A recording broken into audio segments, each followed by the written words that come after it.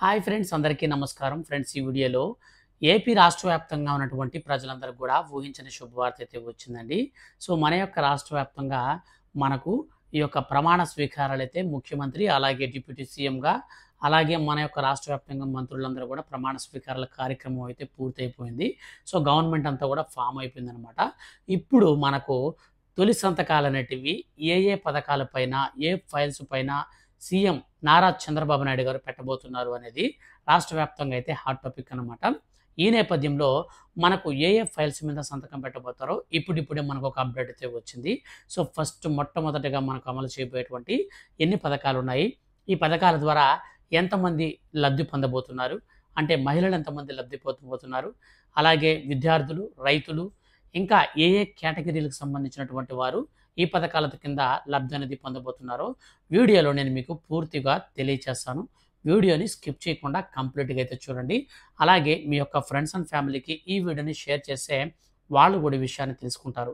Friends, government నుంచి ఏ చిన్న update వచ్చినా సరే, ముఖ్యంగా ప్రతి చిన్న అప్డేట్ కూడా వచ్చిన వెంటనే మిస్ అవ్వకుండా తెలుసుకోవాలంటే మన ఛానల్ని సబ్స్క్రైబ్ చేసుకొని రెగ్యులర్గా ఫాలో అవుతూ ఉండండి.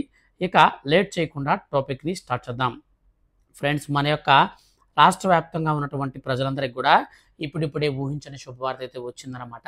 సో మనకు ఈ రోజున గన్నవరం దగ్గర మన యొక్క రాష్ట్రం ముఖ్యమంత్రిగా ప్రమాణ స్వీకారం అయితే భారీ బహిరంగ సభ అయితే నిర్వహించి ప్రమాణ స్వీకారాన్ని అయితే నారా చంద్రబాబు నాయుడు గారు అయితే చేశారన్నమాట ముఖ్యమంత్రిగా. అలాగే డిప్యూటీ సీఎంగా మనకు పవన్ కళ్యాణ్, జనసేన అధినేత ఎవరైతే ఉన్నారో ఆయనైతే మనకు డిప్యూటీ సీఎంగా చేశారు. తర్వాత ఈ కార్యక్రమానికి నరేంద్ర మోడీ గారు, అలాగే కేంద్ర మంత్రి అమిత్ షా గారు, అలాగే బీజేపీ జాతీయ అధ్యక్షుడు జేపీ నడ్డా గారు, వీళ్ళందరూ కూడా అయితే హాజరయ్యారు.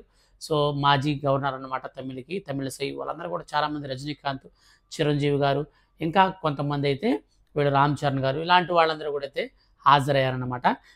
మొత్తం మీద మన యొక్క రాష్ట్ర వ్యాప్తంగా ఈ యొక్క ప్రమాణ స్వీకారాల కార్యక్రమం అయితే కంప్లీట్ అయితే అయిపోయిందనమాట.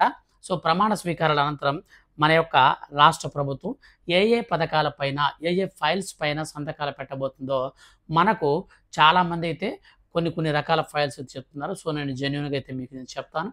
స్కిప్ చేయకుండా కంప్లీట్గా అయితే ఈ వీడియోని చూడడానికి ప్రయత్నించండి. అలాగే మీ యొక్క ఫ్రెండ్స్ అండ్ ఫ్యామిలీ కూడా ఈ వీడియోని షేర్ చేస్తే వాళ్ళు కూడా తెలుసుకుంటారు.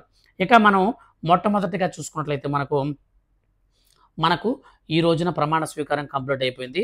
తర్వాత జూన్ 13వ తేదీన ఉదయం మనకు తిరుమల నుంచి బయలుదేరి 10:45 అమరావతి చేరుకుంటాం. మొత్తం మీద మన యొక్క రాష్ట్ర ముఖ్యమంత్రి ఎవరైతే నారా చంద్రబాబు నాయుడు గారు ఉన్నారో గెలిచిన తర్వాత ఆయన మొక్కుకున్నట్లున్నాడు.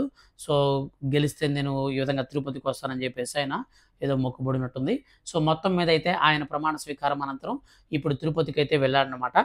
తిరుపతికి వెళ్ళేసి అక్కడ దర్శనం అనేది చేసుకొని తర్వాత ఉదయం 10:45 అంటే రేపు ఉదయం 10:45 అమరావతి సచివాలయానికి అయితే ఆయన చేరుకుంటారనమాట. చేరుకున్న తర్వాత మొత్తంగా మనకు ఏ పథకాలు ఈ యొక్క మనకు ఫైల్స్ మీద సంతకాలు అనేది పెట్టబోతున్నారు అనే దానికి సంబంధించి చూసుకుంటే మొట్టమొదటిగా వచ్చేసి డిఎస్సి నోటిఫికేషన్ పైన తొలి సంతకం పెడతామని ఎన్నికల సమయంలో హామీ అయితే ఇచ్చారనమాట.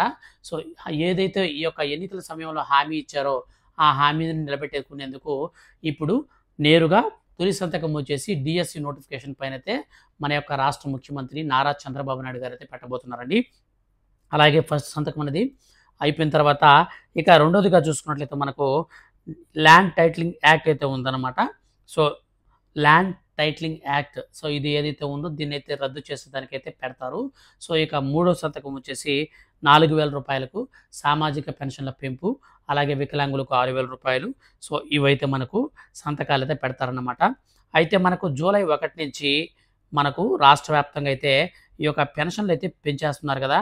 అయితే ఈ యొక్క పెన్షన్లు పెంచినప్పుడు ఎంతమందికి ఈ యొక్క పెన్షన్ అందుబాటులోకి వస్తుంది, మనకు చేతికి ఇస్తారా, అలాగే లేక వాలంటీర్ల ద్వారా మనకు పంపిణీ చేస్తారా, మనకు డైరెక్ట్గా బ్యాంక్ అకౌంట్లో వేస్తారా, ఈ విషయాలన్నీ కూడా మనం పూర్తిగా కనుక చూసుకున్నట్లయితే ఒక్కొక్కరికి మనకు నెక్స్ట్ మంత్ అంటే ఏదైతే మనకు జూలై నెల ఉందో ఆ నెల 1వ తేదీన మన యొక్క రాష్ట్ర వ్యాప్తంగా ఉన్నటువంటి పెన్షన్దారులందరికీ కూడా 7,000 రూపాయలు అయితే ఇస్తారన్నమాట. ఎందుకనంటే మనకు ఏప్రిల్కి 1,000 రూపాయలు, మే, జూన్ ఈ 3 నెలలకు కలిపి మనకు 3000 రూపాయలు, అలాగే జూలై నెలలో 4000 రూపాయల పెన్షన్ కలిపి మొత్తంగా 7000 రూపాయలు అయితే ఇస్తారండి. ఎందుకంటే మేము అధికారంలోకి వస్తే 100% మేము పెన్షన్ అయితే ఏదైతే ఉందో దాన్ని 4000కి స్టార్టింగ్‌లోనే పెంచేస్తామని చెప్పేసి మనకు ఈ యొక్క నారా చంద్రబాబు నాయుడు గారు, అలాగే పవన్ కళ్యాణ్ గారు, సో వీళ్ళు ఉమ్మడిగా మనకు ప్రభుత్వం ఏదైతే ఉందో ఇప్పుడు ప్రెజెంట్, సో వీళ్ళైతే ఎన్నికల మేనిఫెస్టోలో కూడా ప్రకటించిన విషయం అనమాట. అలాగే మన యొక్క రాష్ట్ర వ్యాప్తంగా ఊహించిన శుభవార్త ఏంటంటే, ఎవరైతే ఈ యొక్క కంప్లీట్‌గా అంటే వికలాంగులు ఎవరైతే ఉంటారో సో వాళ్ళకి కదండీ, వాళ్ళకైతే 6000 రూపాయల పెన్షన్ అయితే ఇస్తారు, నో ప్రాబ్లమ్. అయితే ఎవరైనా సరే యాక్సిడెంటల్‌గా మనకు పూర్తి వైకల్యానికి గనక గురైనటువంటి ఎవరైనా ఉంటే వాళ్ళకి ప్రతి నెల కూడా 15,000 రూపాయల పెన్షన్ అయితే ఇస్తారన్నమాట. అలాగే కిడ్నీ, తలసేమియా వంటి దీర్ఘకాలిక వ్యాధిగ్రస్తులకు మాత్రం 10,000 రూపాయల పెన్షన్ అయితే అందిస్తారండి. సో 10,000 రూపాయల పెన్షన్ అనేది ఇస్తారన్నమాట. అలాగే మనకు ఎవరెవరికి ఇస్తారు, ఎవరెవరికి ఈ యొక్క వ్యాధిగ్రస్తులు అనేది తేల్చుకునే విషయానికి వస్తే పంచాయతీ రాజు, అలాగే గ్రామీణాభివృద్ధి శాఖ, అలాగే ఈ యొక్క దీనికి సంబంధించి కేటగిరీలుగా అయితే వాళ్ళు విభజించి వాళ్ళైతే అమలు చేస్తారన్నమాట. అలాగే 50 ఏళ్లకు మనకు పెన్షన్ అయితే ఇవ్వబోతున్నారన్నమాట.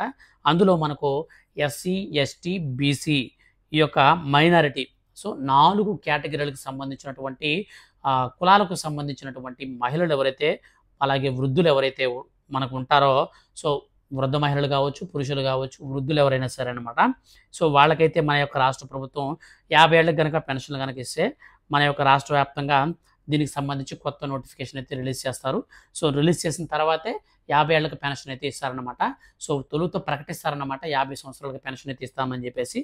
సో చెప్పిన తర్వాత మనకు దీనైతే అమలు చేస్తారు.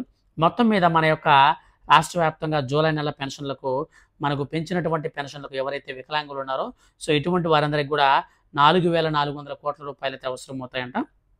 అలాగే ఆగస్టు నుంచి అయితే 2,800 రూపాయలు అయితే వాళ్ళకి పెన్షన్ అయితే వస్తుందన్నమాట. ఎందుకనంటే మనకు ఈ యొక్క పెన్షన్లు అనేది మనకు ప్రజెంట్ ఏప్రిల్, మే, జూన్ ఈ యొక్క 3 నెలలకు కలిపి ఇస్తామని చెప్పారు కదా. సో అదనమాట. అలాగే రాష్ట్ర వ్యాప్తంగా చూసుకున్నట్లయితే 65.30 లక్షల మందికి అయితే ఈ యొక్క పెన్షన్ అనేది ఇవ్వాల్సి ఉంటుందన్నమాట. సో మనకు మొత్తం మీద ఈ యొక్క పెన్షన్ పంపిణీ అయితే 1వ తేదీ నుంచి అయితే షురూ అయితే చేస్తారు.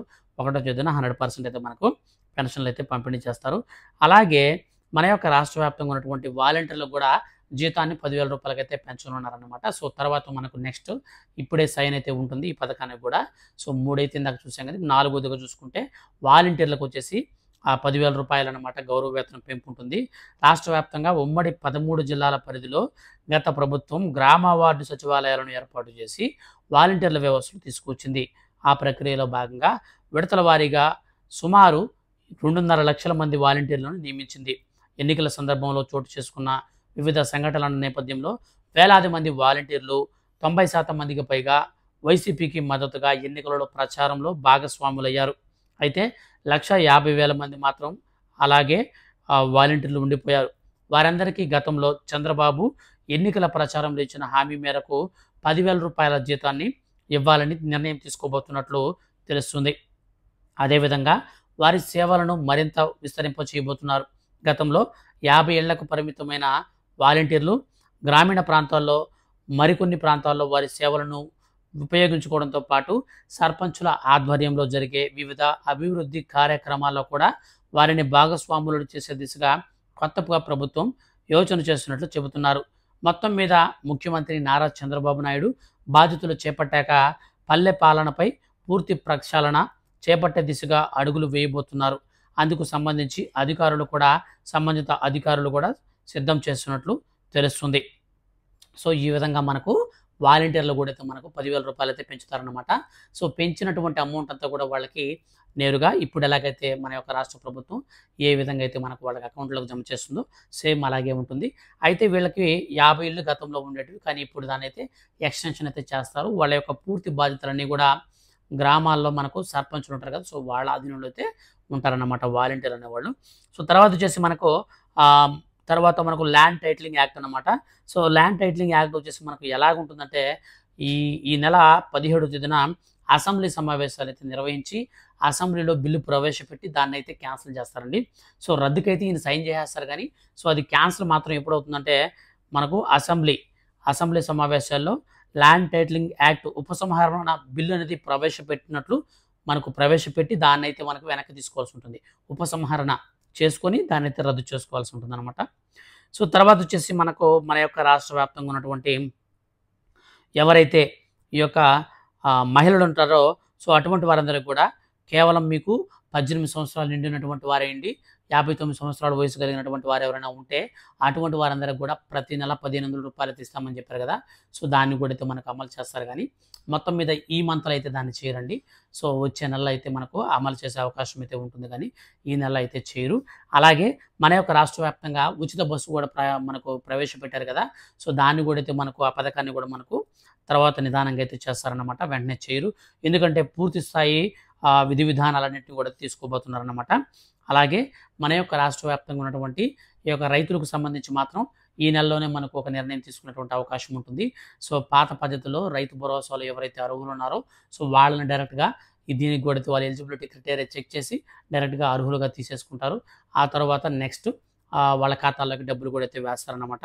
మొట్టమొదటిగా మన యొక్క రాష్ట్ర వ్యాప్తంగా ఈ నెలలోనే అమలు చేసే పథకాలు కనుక చూసుకున్నట్లయితే మనకు ఈ యొక్క గతంలో మనకు జగనన్న విద్యా దీవెన కిట్లు అయితే పంపిణీ చేసేవాళ్ళు కదా. అయితే ఇప్పుడు ఈ యొక్క జగనన్న విద్యా దీవెన పేర్లు అయితే మార్చేశారనమాట. సో దానికి సంబంధించి విద్యార్థి కిట్లు అనే పేరు పెట్టారు.